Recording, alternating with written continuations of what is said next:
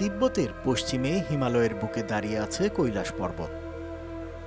সমুদ্রপৃষ্ঠ থেকে ৬,৬৫৬ মিটার উচ্চতার এই শৃঙ্গ শুধু একটি পাহাড়ি নয়, এটি কোটি মানুষের বিশ্বাস, ভক্তি আর রহস্যের প্রতীক। হিন্দু, বৌদ্ধ, জৈন কিংবা বন ধর্ম, সব ধর্মের কাছেই কৈলাস এক পবিত্র স্থান। হিন্দুদের মতে এটি মহাদেব শিবের বাসস্থান, পৃথিবীর কেন্দ্রস্থল।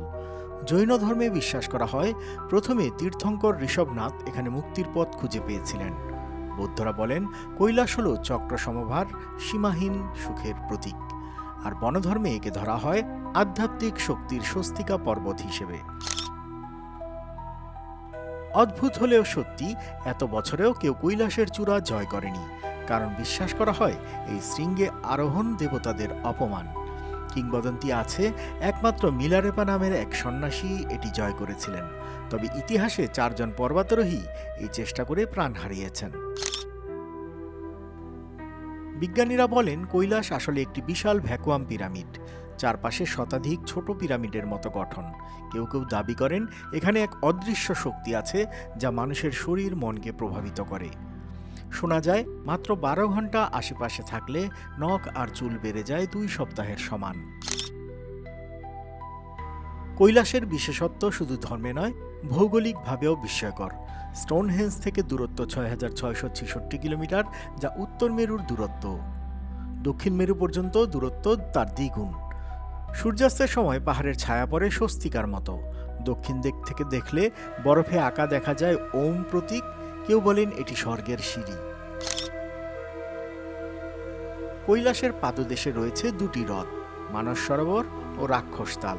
সূর্যের মতো বৃত্তাকার মানস সরোবরকে ধরা হয় আলো ও পবিত্রতার প্রতীক। অর্ধচন্দ্রাকার রাক্ষসতাল হল অন্ধকার ও ভূতের প্রতীক। এখান থেকে জন্ম নিয়েছে এশিয়ার মহাশক্তিশালী নদীগুলো গঙ্গা, ব্রহ্মপুত্র, সিন্ধু ও সতলজ। কেউ কেউ দাবি করেন রাতে কৈলাস থেকে ভেসে আসে অদ্ভুত ফিসফিস শব্দ।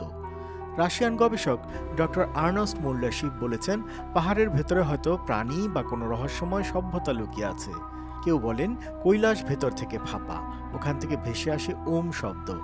আবার অনেক ভ্রমণকারী নাকি সেখানে দেখেছেন অদ্ভুত আলো, এমনকি এলিয়েনের ছায়া। তিব্বতী গুরুদের মতে কৈলাসের চারিদিকে রয়েছে অতি প্রাকৃত শক্তি।